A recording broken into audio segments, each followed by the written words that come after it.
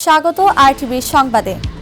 রাষ্ট্রপতি নির্বাচনে দলের প্রার্থী চূড়ান্ত করতে বিএনপির শীর্ষ নেতাদের নিয়ে বৈঠক ডেকেছেন প্রধানমন্ত্রী ও বিএনপির চেয়ারম্যান তারেক রহমান। 12:30টায় সচিবালয়ে অনুষ্ঠিত হবে এই নীতি নির্ধারণী বৈঠক। এতে রাষ্ট্রপতি প্রার্থী মনোনয়ন ছাড়াও দলীয় ও মন্ত্রিসভায় কিছু রদবদল আনা হতে পারে। 23তম রাষ্ট্রপতি নির্বাচনের মনোনয়নপত্র জমার শেষ দিন 13 আগস্ট হয়। একই দিনে বিএনপির প্রার্থী চূড়ান্তের পাশাপাশি জমার প্রস্তুতি নেওয়া হয়েছে। যদিও প্রার্থী হিসেবে আলোচনায় রয়েছেন মির্জা ফখরুল ইসলাম আলমগীর, তবুও স্থায়ী কমিটির সিদ্ধান্ত না হওয়া পর্যন্ত আনুষ্ঠানিকভাবে মুখ খুলছেন না নেতারা। 23তম রাষ্ট্রপতি নির্বাচনের মনোনয়ন জমা দেওয়ার শেষ দিন আজ। জামায়াতের নেতৃত্বাধীন 11 দলীয় জোট প্রার্থী নির্বাচন কমিশনে মনোনয়নপত্র দাখিল করবেন। এই জোট থেকে প্রতিদ্বন্দ্বিতা করবেন এলডিপি চেয়ারম্যান অলি আহমেদ বীর বিক্রম। দুপুর 1টায় বিএনপি মনোনীত প্রার্থী প্রধান নির্বাচন কমিশনার এএমএম নাসির উদ্দিনের কাছে মনোনয়নপত্র জমা দেবেন। প্রার্থিতা প্রত্যাহারের শেষ দিন 18 আগস্ট। একাধিক প্রার্থী থাকায় 35 বছর পর রাষ্ট্রপতি নির্বাচনে ভোট হতে যাচ্ছে। 1991 সালের পর থেকে 2023 সাল পর্যন্ত সব নির্বাচনে রাষ্ট্রপতি পদপ্রার্থী বিনা প্রতিদ্বন্দ্বিতায় নির্বাচিত হয়েছেন। জ্বালানি সংকট কারণে বিদ্যুৎ উৎপাদন ব্যাহত হওয়ায় দেশ জুড়ে লোডশেডিং বেড়েছে। বিশেষ করে গ্রামাঞ্চলে পল্লী বিদ্যুৎ সমিতির আওতাধীন এলাকায় অতিরিক্ত লোডশেডিংয়ের কারণে জনরোষ বাড়ছে। কোথাও কোথাও বিদ্যুৎ উপকেন্দ্র ও অফিসে হামলার ঘটনাও ঘটছে। এ পরিস্থিতিতে দেশের 80টি পল্লী বিদ্যুৎ সমিতির আওতাধীন গ্রিড উপকেন্দ্র ও অফিসে নিরাপত্তা জোরদারের দাবি জানিয়েছে বাংলাদেশ পল্লী বিদ্যুৎ অ্যাসোসিয়েশন। গতকাল পুলিশ মহাপরিদর্শকের কাছে নিরাপত্তা চেয়ে চিঠি দেয় বাংলাদেশ পল্লী বিদ্যুৎ অ্যাসোসিয়েশন। মালয়েশিয়ায় বিশেষ অভিযানে 460 বাংলাদেশি সহ 1000-এর বেশি বিদেশি নাগরিককে আটক করা হয়েছে। গত সোমবার ও মঙ্গলবার দেশজুড়ে আবাসিক এলাকা ও বিদেশিদের বসবাস বেশি এমন স্থানে অভিযান চালায় দেশটির অভিবাসন বিভাগ। এ সময় 3360 জনের কাগজপত্র যাচাই করা হয়। আটক 1043 জনের মধ্যে 880 জন পুরুষ ও 163 জন নারী। বাংলাদেশিদের মধ্যে 369 জন পুরুষ এবং 91 জন নারী রয়েছেন। এছাড়া ইন্দোনেশিয়া, মিয়ানমার, ভারত ও নেপালের নাগরিকও আটক হয়েছেন। নথিপত্রহীন বিদেশিদের স্বেচ্ছায় আত্মসমর্পণ করে জরিমানা দিয়ে দেশে ফেরার আহ্বান জানিয়েছে মালয়েশিয়ার অভিবাসন বিভাগ। বন্ধ কারখানা চালু সহ দেশের অর্থনীতি এগিয়ে নিতে সরকার ঘোষিত প্রণোদনা প্যাকেজ এবং নীতি সহায়তা বাস্তবায়নে ধীর গতিতে হতাশ উদ্যোক্তারা। আইনের অজুহাতে কোনো উদ্যোক্তা যেন ঋণ থেকে বঞ্চিত না হয় সেজন্য কেন্দ্রীয় ব্যাংকের প্রতি আহ্বান জানিয়েছে এফবিসিসিআই। তবে আর্থিক সহায়তা পেতে ব্যাংক ও গ্রাহকের মধ্যে আস্থা বাড়ানোর তাগিদ কেন্দ্রীয় ব্যাংকের। আরও জানাচ্ছেন তৌহিদুর রহমান। অর্থনীতিতে বিরাজমান স্থবিরতা কাটিয়ে তুলতে গত 23 মে 60,000 কোটি টাকার প্রণোদনা প্যাকেজ ঘোষণা করে বাংলাদেশ ব্যাংক, যেখানে 41,000 কোটি টাকা হবে পুনঃ অর্থায়ন তহবিল, যা আসবে তফসিলি ব্যাংক থেকে, আর বাকিটা যোগান দেবে কেন্দ্রীয় ব্যাংক।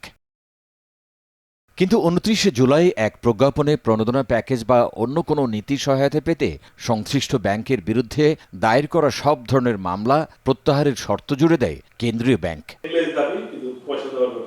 ব্যবসায়ীরা বলছেন, নতুন এই শর্তের কারণে পুরো প্রণোদনা প্যাকেজ ও নীতি সহায়তার বাস্তবায়ন চ্যালেঞ্জের মুখে পড়েছে।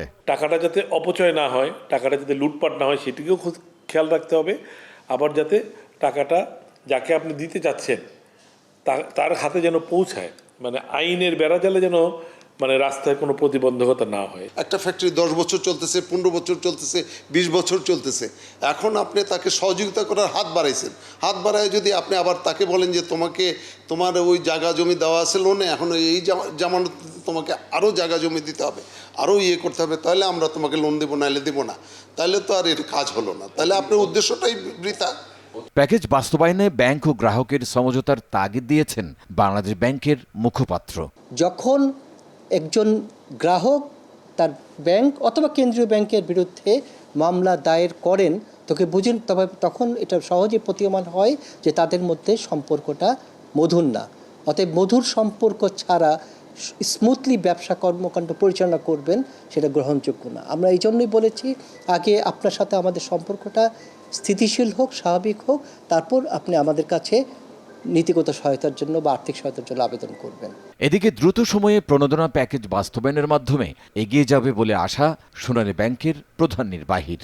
অনেকেই আমাদের সাথে যোগাযোগ করছে, তাদের যাদের বন্ধ আছে ব্যবসা বাণিজ্যগুলো চালু করার জন্য তারা আসছে, ব্যাংকে আসছে, অনেকে আবেদন দিচ্ছে। তো সেগুলো বাংলাদেশ ব্যাংকের যে গাইডলাইন আছে সেই গাইডলাইন অনুযায়ী সেগুলোর ট্রিটমেন্ট দেওয়া হবে। চলতি বছরের জুনে বেসরকারি খাতে ঋণ প্রবৃদ্ধি অর্জিত হয়েছে মাত্র 4.47%। 2022-23 অর্থবছরে জিডিপিতে বেসরকারি বিনিয়োগ ছিল 24.18%। গত অর্থবছর শেষে তা কমে দাঁড়িয়েছে মাত্র 21.53%। তৌহিদুর রহমান, RTV, ঢাকা। আন্তর্জাতিক প্রসঙ্গ। কলম্বিয়ায় শক্তিশালী ভূমিকম্পে ধ্বংসস্তূপের নিচে 36 ঘন্টা আটকে থাকার পর এক নারীকে জীবিত উদ্ধার করা হয়েছে। 32 বছর বয়সী ওই নারীর নাম ড্যানিয়েলা লার্গো। দেশটির পশ্চিমাঞ্চলীয় শহর পেরেরার একটি ধসে পড়া ভবনের নিচ থেকে দীর্ঘ 10 ঘন্টার অভিযান শেষে তাকে উদ্ধার করা হয়। দমকল কর্মীরা জানান 4টি বিশাল কংক্রিটের স্ল্যাবের নিচে আটকে ছিলেন লার্গো। এর আগে 1 বছরেরও কম বয়সী একটি শিশুকে ধ্বংসস্তূপের নিচ থেকে উদ্ধার করেন উদ্ধারকর্মীরা। কংক্রিটের নিচে কান্নার শব্দ শুনে বাচ্চাটিকে বের করে আনা হয়, তবে শিশুটির মা এখনও নিখোঁজ রয়েছেন। ধ্বংসস্তূপের নিচে এখনও বহু মানুষ আটকে থাকতে পারেন বলে আশঙ্কা করা হচ্ছে। এরই মধ্যে ভূমিকম্পে নিহতের সংখ্যা বেড়ে দাঁড়িয়েছে 265 জনে। 23 বছর পর ইরাক থেকে সেনা প্রত্যাহার করেছে যুক্তরাষ্ট্র। আগামী 30 সেপ্টেম্বরের মধ্যে দেশটির থেকে সব মার্কিন সেনা সরিয়ে নেওয়া হবে। স্থানীয় সময় বুধবার ইরাকের প্রধানমন্ত্রীর দপ্তর থেকে নেওয়া এক বিবৃতিতে এ তথ্য নিশ্চিত করা হয়েছে।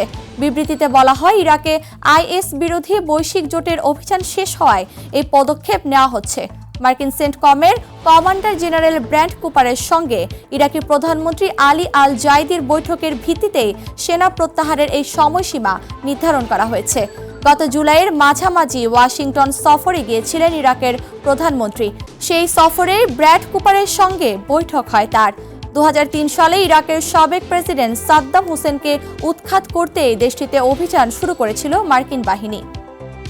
যুক্তরাষ্ট্রের টেক্সাসে সেনাবাহিনীর একটি অ্যাপাচি হেলিকপ্টার বিধ্বস্ত হয়ে 2 সেনা নিহত হয়েছেন। বুধবার দুপুরে সলাডো এলাকায় এই দুর্ঘটনা ঘটে। খবর পেয়ে ঘটনাস্থলে গিয়ে 2 সেনাকে মৃত ঘোষণা করেন উদ্ধারকর্মীরা। হেলিকপ্টারটি ফোর্ট হুড থেকে পরিচালিত হচ্ছিল।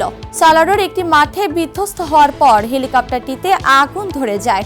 পরে সেই আগুন আশপাশের এলাকায় ছড়িয়ে পড়ে। আগুনে প্রায় 155 একর এলাকা পুড়ে যায়। পরে আগুনের 85% নিয়ন্ত্রণে আনা হয়। আশপাশের কিছু বাসিন্দাকে নিরাপদ স্থানে সরিয়ে নেওয়া হয়।